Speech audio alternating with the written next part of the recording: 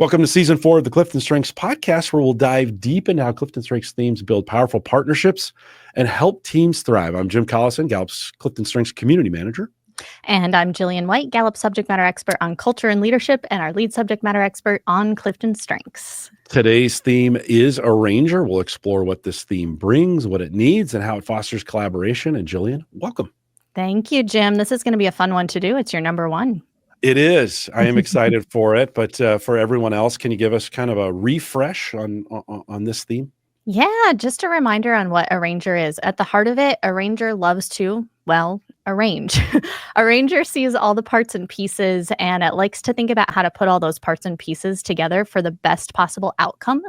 Remember that this is an executing strength. So this is a strength that oftentimes has flexibility with it because it can arrange and rearrange when needed. This is also a strength when I picture an image of an arranger, the image that I get is like an orchestra conductor. So this is someone they can see, I need this piece to come in, I need this piece to come in. They have an ability to juggle a lot of things at the same time and think about how to bring everything together and orchestrate it for the best possible outcome or the best possible symphony in that image. Jim, I know I mentioned this is number one for you. What would you add just for how that arranger shows up even in your own situation?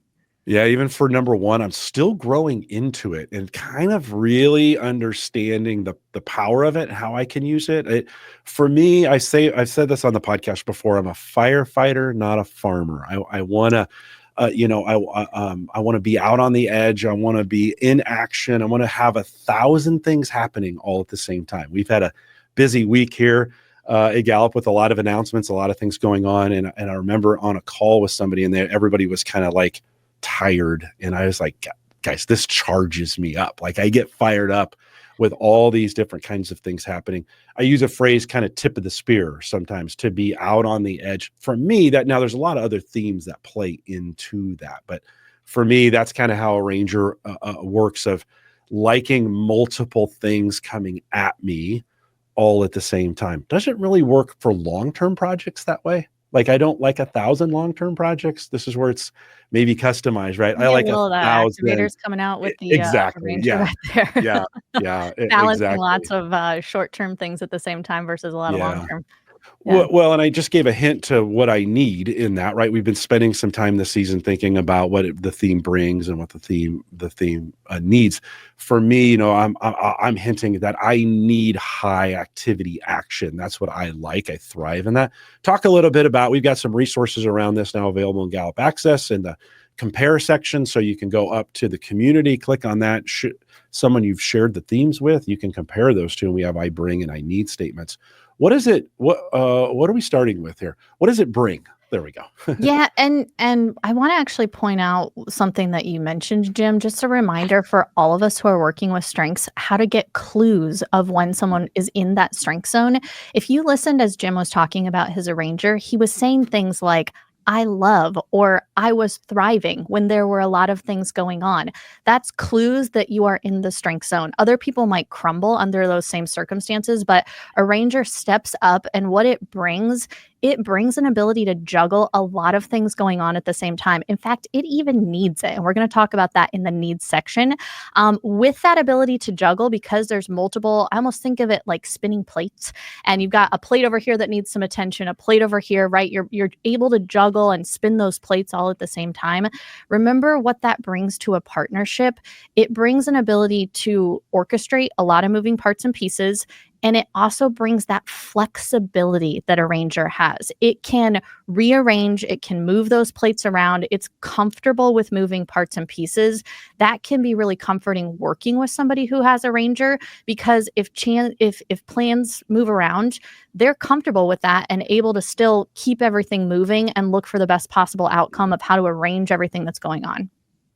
We use that example of spinning plates. Nobody spins plates anymore, so I like to think of a dynamic. I've never seen anyone spin a plate, but it does create a mental image for you. It's a party trick about 150 years ago, but it's a good example. But I like to think of a dynamic to-do list, like thinking of having a whole bunch of things and not just go from A to Z, or however you want to Yes. organize that, but dynamically doing those all at the same time based on priority. So that that's as we think about, for me, I kind of need that. Why don't you talk a little bit about what's a ranger need? Yeah, spot on. There's two things that come to mind when I think about what an arranger needs. If I'm partnering with someone like you, Jim, who's got arranger number one, you need a dynamic environment. So it's not going to feel good to an arranger if I come in and put a lot of constraints and a lot of things that feel stifling to someone to not allow them to arrange or be flexible. That's where they thrive, right? So they need a dynamic environment where things can move around. We also know at the heart of arranger, it needs agency. And I say that because sometimes it could look a little bit like adaptability, where it's got an ability to respond to change well, to actually be calm in the middle of chaos, right? But the difference is adaptability can oftentimes respond to that change.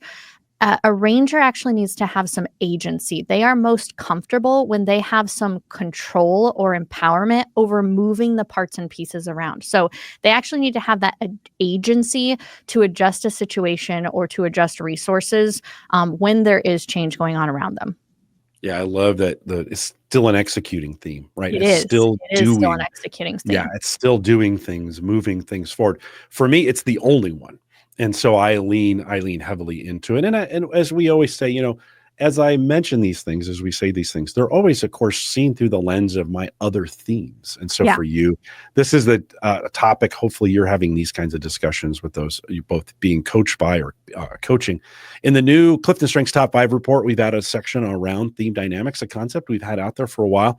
But what two themes look like when they're put together. We talked a little bit about from an individual standpoint and both then in teams. What pairs well, or what in our database shows up with a ranger? Yeah, the most common theme that shows up alongside a ranger is responsibility. Think about how responsibility operates. It's a theme that has a lot of strong ownership of what it does. So pair that with a ranger, and what does that start to look like? This is someone who owns not only the outcome of a situation, what they feel like they need to be delivering in a situation, but they're also going to feel really responsible for the process of how they get there. They're going to feel that sense of commitment to finding the best arrangement to get to an outcome that feels like they're delivering on what they promise. What about in the context of a partnership? We're spending time this season thinking about the power of this in partnerships. What could that look like?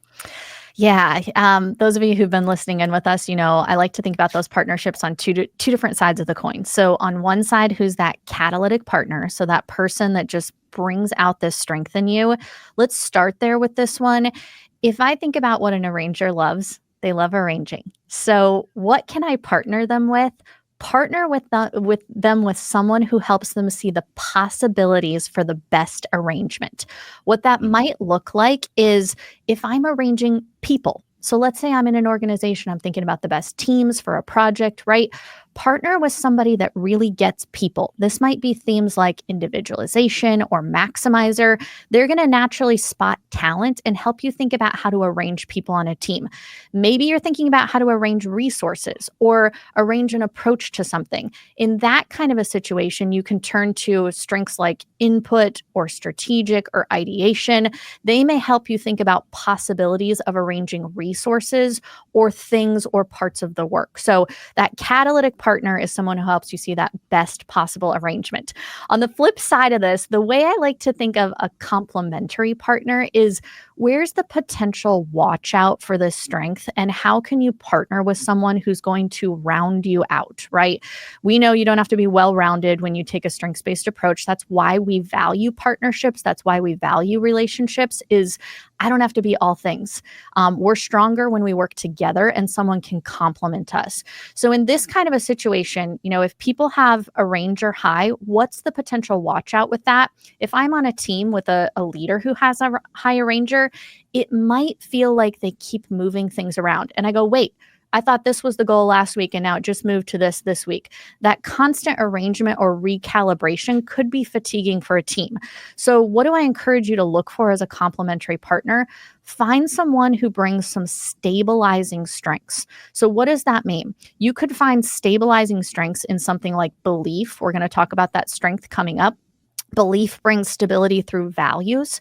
You could find a stabilizing partner in someone like discipline, who brings some structure and that brings stability, or even responsibility that brings that strong sense of commitment to what you're doing. So find that anchor partner who's going to allow you to still be able to work with moving parts and pieces, but brings that sense of stability in the midst of that recalibration. I love that. There's a perfect example between you and I when we were Yeah. developing this series where we'd get together and I would use a ranger and then I would lean on your responsibility. Actually, not lean on it as probably as much as I should have, thinking back at now, but I would go off a little, like I'd have a whole bunch of different things. You'd be like, now, Jim, we want to talk about powerful partnerships. Like, that's a great topic, but we want to, we want to stay on track. And I think it was just a great example of the two of us leaning on both of those to find success. And hopefully, as we're delivering this now, it's because of that arranger responsibility theme dynamics. Yeah. And I just encourage people go back to the Called to Coach podcast that we did on powerful partnerships, because remember what allows partnerships to partner well, it's the common mission, right? Even in this situation, like what brings us together? We want to serve people who are listening to this and want to know how to partner with other people better. And so that common mission allows us to say, hey, what do you bring? What do you need? What do I bring? What do we need? And it's fun when you get to each play to your strengths, because it frees up one person to be like, hey, I'm not that person. Jim, you arrange away and let me be the responsibility and the belief and keep us on track with, the guiding outcome of this. And it's really fun to get to do that. Yeah. And it's comforting because I don't worry about it. I'm like, okay, yeah, that sounds good. I don't get worried about it. Like, as long as I can keep going for it. We have tips for leaders, teams, and individuals. Let's talk about leaders first. How can leaders recognize and harness a ranger in their teams and maybe in their organization? Yeah. And if you are a leader of a team inside of an organization, first of all, just look for those arrangers on your team. These are the people, they're comfortable balancing a lot of things at the same time. They love to orchestrate. They love to facilitate resources around them. Remember that they do best when they are juggling a lot of things. So keep them appropriately busy. That's some good advice for somebody who's managing an arranger. Position them to arrange. That is where they thrive. They might be good candidates for leading a project, leading a work stream, leading a team. They're going to see how to adjust all those parts and pieces coming together. And remember what a ranger needs. It needs agency. These are people, they're not going to do well if they are micromanaged or held to a strong process. Give them some autonomy, give them agency. Remember, they need the ability to make adjustments as they go. And that's actually a strength. So give them the freedom to be able to do that. It's like you know me somehow. So you say these things. Hold the power of strengths. Oh my gosh. What should teams know about working with someone who has this strength? Yeah, the way I think about this is, if you're listening in and you're working with somebody who's high arranger, what do you want to keep in mind when you're partnering with that person? How can you leverage that strength that they bring? We already know from what we're talking about here, they're going to bring that ability to orchestrate, people, resources coming together. The simple question I would ask someone is, how would you arrange this, right? How would you think about putting these parts and pieces together? They're going to be able to contribute that ability to orchestrate and facilitate, leverage that in those partnerships. And then, so as we think about individuals, maybe using a ranger to amplify their current partnerships that they might have, how might they maybe be able to deploy that forward for power and success? Yeah, the way I like to think about this one is, if I'm high in a ranger, what can I bring to help serve others using that strength? So when you're high in a ranger, you've got a real ability to pull the right people and resources in at the right time.